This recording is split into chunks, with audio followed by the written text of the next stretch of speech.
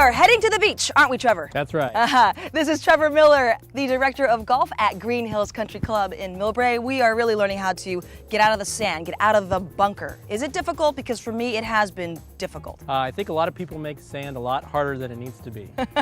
So, Make it like a day at the beach. we'll make it like a day at the beach. All right, so what are the basics of getting out of the bunker? Well, really we want to just make sure that where our sand wedge enters the sand is consistent. And again, it's all about how we finish. So if we finish up with our hands high, ball will get out every time. Like on the first try every time? Almost. Almost on the first try every time. So one other thing too about getting out of the bunker is, I only learned this because I've just been playing golf for months here, is that you can't do a practice swing in the bunker. That's correct. So it's really important to get it right the first time. Technically, the best way to avoid a sand shot at all is not to ever get in one. Yeah.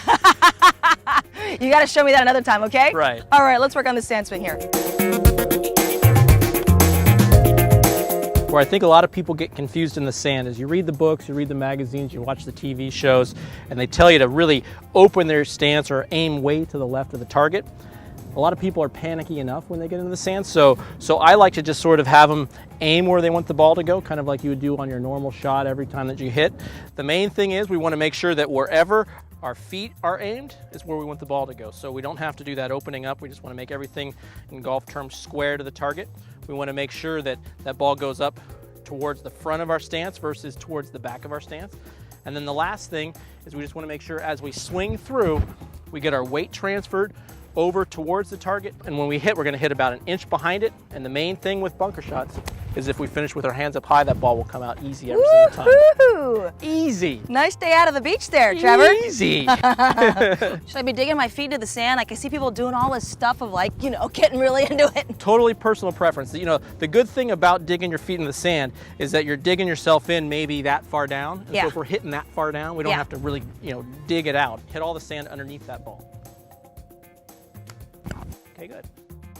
I did it! Good. When you hit that foot kind of stayed on the ground. Yeah. So we want to make sure that Finish. hit gets through. Yep. Higher finish.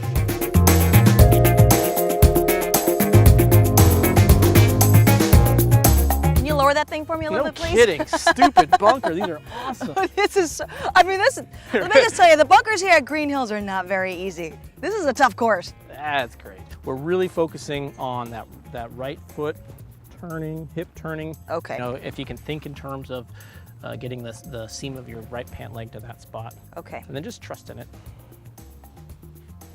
Okay, almost. Dun dun dun! Here we go. Third time's a charm. Good. Are you getting all sprayed there? But that was good. How good was that? Good. Ha! Phew, I feel much better now. Good sand shots. It's just, that kind of sound. Yeah. Over and over and over and over. So see how? Oh, my foot was sitting down. So when that foot sits down, your weight kind of falls back and you kind of skip into it. Really all you think about is, okay, is my grip pressure good? Check. Is my right foot gonna come up? Check. And is my hands gonna finish over my left shoulder?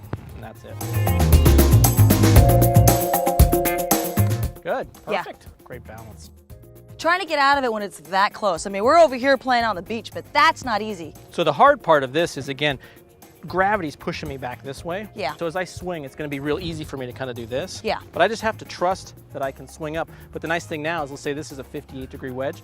With this loft, my shoulders are turned this way. All of a sudden, I'm playing like a 70-degree wedge. Yeah. So that ball will go straight up in the air. So the main thing is that I just have to kind of convince myself that I'm going to finish with my hands above my head. And if I can do that, ball just comes straight out. Oh, you make it look so easy, Trevor. You can get a sand wedge, but there are different degrees of levels here. If you have a club with an S on it, it's probably 55 or 56 degrees. That's the standard. An L or a 60-degree wedge is kind of the standard lob wedge. Yeah.